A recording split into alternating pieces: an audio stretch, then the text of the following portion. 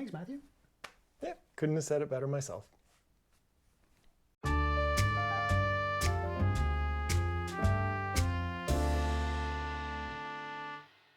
So tonight we're going to be taking a look at 3 different ryes, as Matthew told us. Yep, so we have different levels of rye. Now, this is kind of interesting. We are filming in Canada, and there are different regulations, apparently, between how rye statements, A mash bill. the mash bill, how it's regulated, how it's disclosed. In Canada, they don't have to. There is no mash bill, there's no requirement to make the mash bill public, whereas with pretty much all American whiskeys, you have to say precisely what's going into it because at different levels, it's classified differently. Yep, and my understanding is everything has to be 51%, at least 51% rye mash bill. In order to be considered a rye. Similarly, a bourbon must be 51% corn, whereas a corn whiskey must be 80% corn. In this particular case, though, we're doing 3 different levels of rye. This one, the Knob Creek Straight, is 51% rye according to the mash bill. I have had a few ryes in the past, and for the most part, I do enjoy them. The one thing that anybody drinking rye will be able to tell you is that it's got some spiciness to it. Yeah, that's kind of the absolute base, right? In the same way that bourbon tends to be sweeter and anything from Islay tends to be really smoky, rye tends to have some spice to it, and I'm looking forward to this. Yeah, so I am probably even less versed in rye than you. It just doesn't do it for me. It pops up in cocktails a lot. Yeah. Particularly if you're going for a warmer note, whereas if you want a sweeter note, you go with bourbon. Rye always makes a good substitute if you're trying to mix it up a little bit. Yeah. Like in a Manhattan, a rye adds a really nice, fun, spicy note to it. I am looking forward to trying these. I have had the third one, the Crown Royal. Spoiler alert, it's spectacular. The other 2, no idea what I'm getting into. So, and I've never had anything that we're about to drink, so this is going to be a fun experience. At least the first 2, we're both going in completely blind. You've never had the Northern Harvest? No. I know, I'm Canadian and I've had very little Crown Royal in my life. All right, shall we? Let's dive in. Oh, that's nice. Yeah. That's caramelly.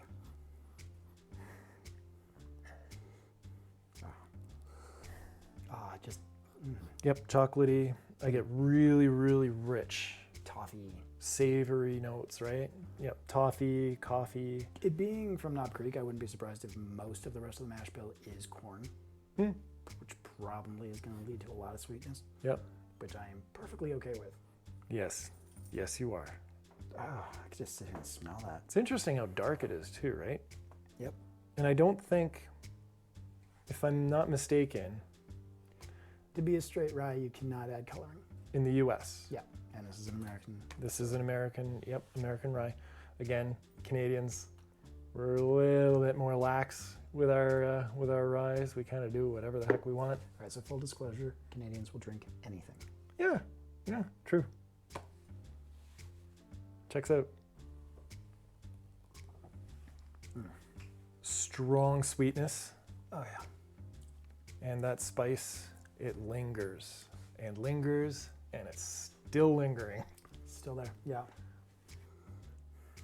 Hats off now. That would, nice job. Yeah, dipping a chocolate bar in there would water this down. This is nice. That's not floral, but it's also not grainy, but it's like some sort of, like walking through a field. No, I think you're right. I think I do get floral. It smells like my garden, which has lilacs in it right now. It's nice. I am pleasantly surprised. Yeah, this is starting off well. I had very, very, very, very, very low expectations for, well, not the Crown Royal, but especially this one, because it's primarily known for, Knob Creek is primarily known for their bourbon, and Jamie is not a fan of bourbon. No, not yet. We'll work on it. We're working on it. Yep. Yeah. I got a lot of people who are making recommendations. No, that is And 50%, small mash. 100 proof. Yeah. It's not bad. No, that is Yep. beautiful. Yeah, I would have this. I would drink that again. Yeah. Cheers. Indeed. Off to a good start.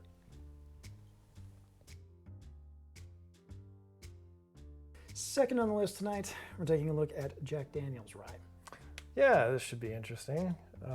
I did not know Jack Daniel's had a rye. Here it is. This one is actually closer to 70% rye. In fact, it might be exactly 70% rye. That is exactly what it says, 70%. Nailed it. So, Okay. yeah. I'm expecting a bit more burn. Of the three that we're trying tonight, this is actually the one I have the lowest expectations for. I agree with that somehow. I think Jack Daniel's is somewhat synonymous with high production, not necessarily high quality. I wouldn't go that far. Okay. But they aren't exactly known for being, Refined. I was going to say expensive, but Refined. okay. So this should be interesting one way or Yeah. another. Again, I'm kind of interested in the color. Like it's very dark. I'm going to throw this out. I'm pretty sure that rye is a dark grain. Like if you look Rye at it- bread is brown. Hey! Let me shake your hand. You learned something. Yeah, that's amazing. Oh, that's rich. I just get darkness. I get, That's earthy. it's like fig. You're right. Really dark fruit, Yeah. like figs and dates. Yeah, like meaty dark fruit. With regular Jack, you get something like apples. Hmm. When I smell it, it's apples, and not like seriously pronounced apples, but a touch of Granny Smith, right? This is, yeah, this is figs is perfect. I think so. I think that's exactly. I don't even get any hints of spice at the moment. No. Okay. Okay, let's do it.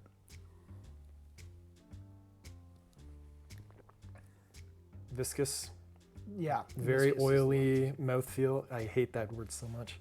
There's a thickness to it. Yep. Almost like, it's not sweet, but the word I want to use is cloying. Like it's clinging to my throat as it goes down. Cloying? Claying. There's not a lot going on here. No. Apart from that sweetness Okay. and the oily mouthfeel. You know what? If you've ever tried Jack Honey, you're getting the sweetness. And if you've ever tried Jack Fire, that burns more than this. There's just not a lot going on. And that's kind of disappointing. Yeah. No. It's drinkable. I get the dark fruit. It is perfectly drinkable, but it's unremarkable. Yep. I would be interested in seeing how this mixes. Yeah, it would probably mix fine. It's got, that sweet kind of character to it. It does have a teensy bit of spice. Maybe mixing it will bring out the spice a little bit more. There's very little happening in this flavor profile. It's kind of fruity, but not really. Has just the tiniest hint of spice. It's sort of sweet, but It's like it's trying to be four different things and not really landing on any of them. Final one of the night, Crown Royal Rye. Yeah.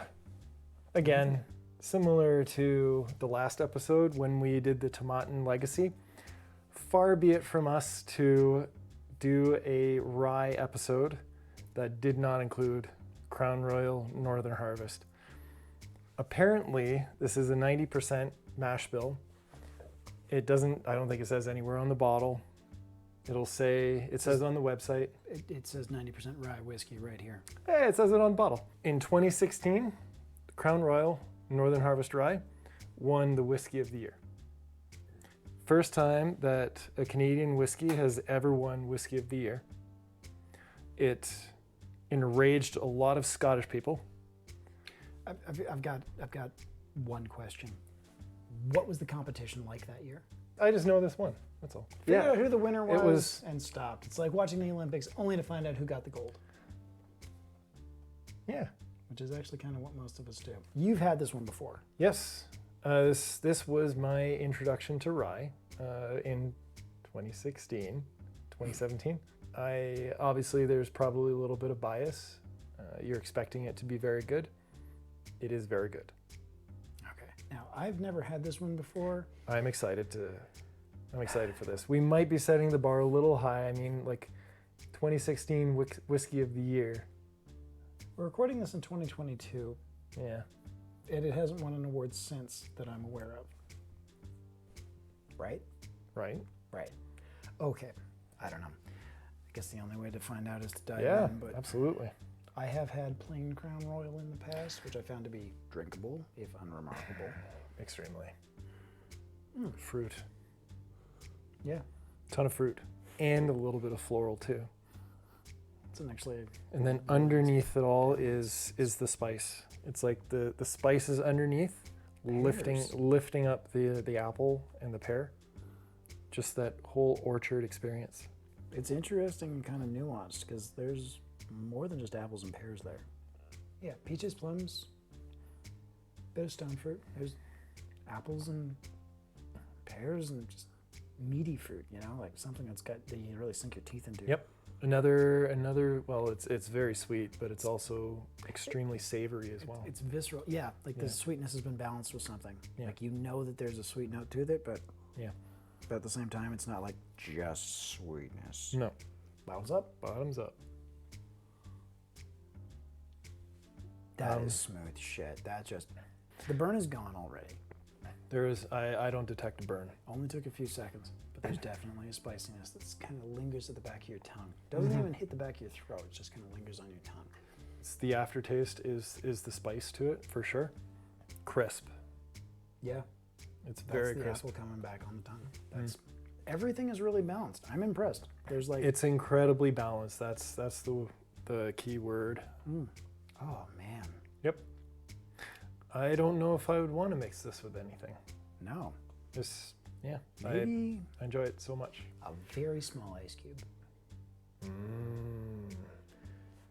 I would like to toss a touch of ice in here just to see what happens. Yeah. Every once in a while, you'll try something like an Auchentoshan, where throwing in a bit of ice or a touch of water just suddenly opens up the aroma, and the bouquet Absolutely. just goes boom.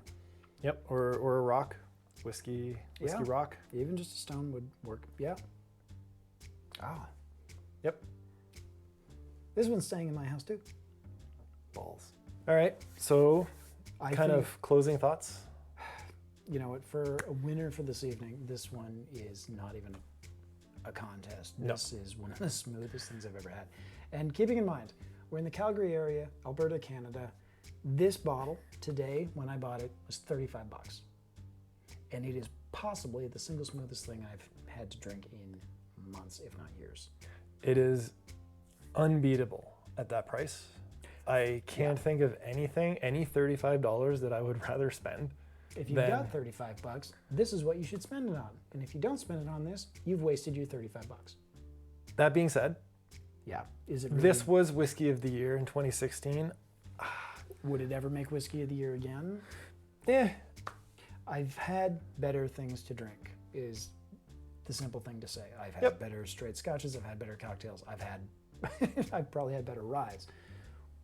But for $35 or $40, even at full price, it was kind of unbeatable. This is excellent. Yeah.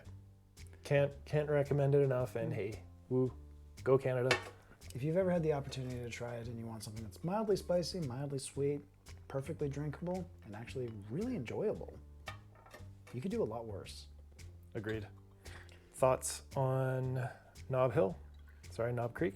Knob Creek, and surprisingly good. Again, my expectations are very low. Rye has this reputation for kind of being the cheap grain when you're making whiskey. I was impressed with how smooth, again, how flavorful it was, how surprisingly nuanced it was. Took me by surprise. It was a fantastic start to the night, I think. The expectations were admittedly low, but wow, it blew it out of the water, to be fair. Feelings on the Jack Daniels? I think the expectations were still quite low for that. It met expectations. The expectations were met. Yeah. You could probably do worse, Again, it was probably in roughly the same price point, about 35 bucks. It was 35 bucks. The Knob Creek in our area, again, Canadian dollars, came in closer to 50. Quite frankly, I find it worth it. I'd spend that. That one had a very pronounced spiciness to it, so if that's kind of the flavor profile that you were looking for, you could do a lot worse for the money. CR was not super spicy, just had a hint of it at the back. The emphasis here was on being really smooth and drinkable, kind of like Crown Royal in general, with just a hint of the spiciness. Yeah. Knob Creek, bit more pronounced, really enjoyable. If that's what you're looking for, that's probably what you want. The Jack Daniels I found to be a bit on the disappointing side, but at the same time, extremely low expectations. Could have done worse.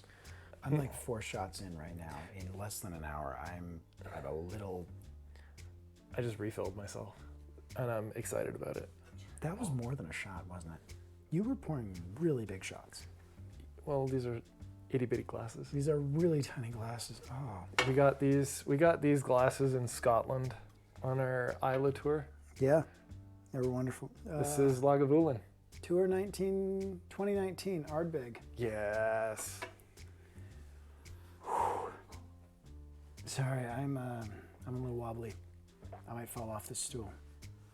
I'm gonna enjoy this a little bit longer.